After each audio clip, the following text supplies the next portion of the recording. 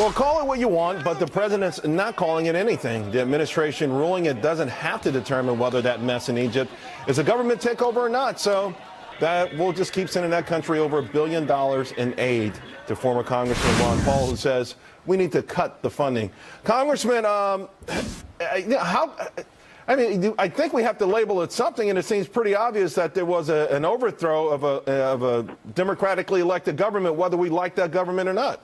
Yes, I think you're right about that. That's pretty obvious. But, you know, if we had a proper-sized government, if we had a government living within the law and following the Constitution, this argument would be irrelevant, because I think it'd be much easier to say that nobody should have any foreign aid and we shouldn't condition it. So here we're saying, well, we'll send them money, which we've been doing for, 30-some years, and billions of dollars that went down a rat hole.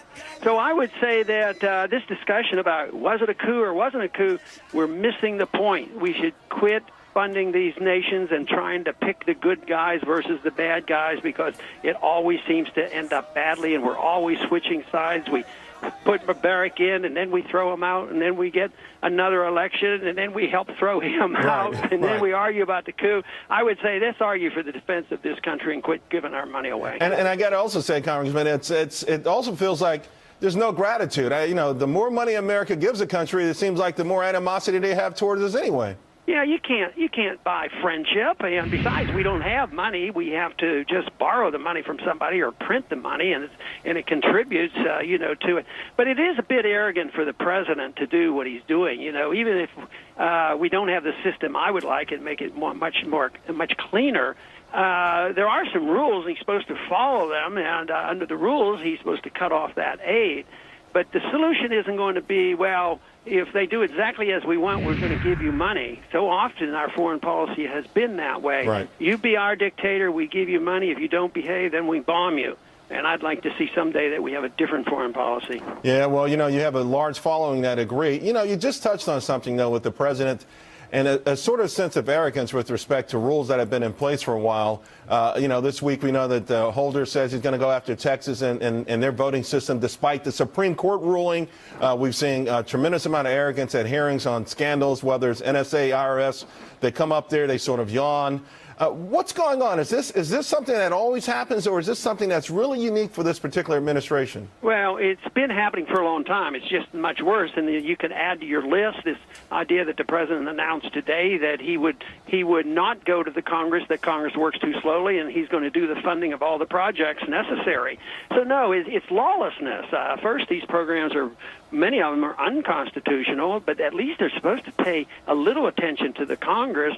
But, these executive orders are out of control, and I would say, no, it's not unique for this president. But believe me, it's worse than ever before. Right. It continues to get worse, but it's up to the people and it's up to the Congress to rein this in. They could if they wanted to, but unfortunately there's not enough backbone up there to really rein in the presidential powers that he has assumed. But why? So why would Republicans allow this to happen? And the only theory I can believe is that they figure, okay, you know what, make this office the almighty, omnipotent, and sooner or later a Republican will have that kind of power. Why else would they lay down for this? Well, it's inbred in our system. There's complacency, and for a long time it kept growing, and people didn't complain too much because there was enough money to go around for everybody. Liberals got what they wanted, conservatives got their money to pass out, around the world. But now everybody realizing, we're on the verge of a bankruptcy. Technically, we're bankrupt, but people still trust us. They take our money, and we can keep printing the money.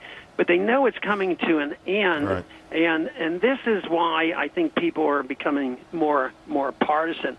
But it is a mess. It's the acknowledgement and the allowing of our presidents to usurp these powers and act on their own. That has been so dangerous, but it's been around for a long time. It's amazing. It's absolutely amazing. And to your point, somebody better draw a line in the sand real soon. We're glad you're still around to talk about it, and we appreciate your time tonight. Thank you.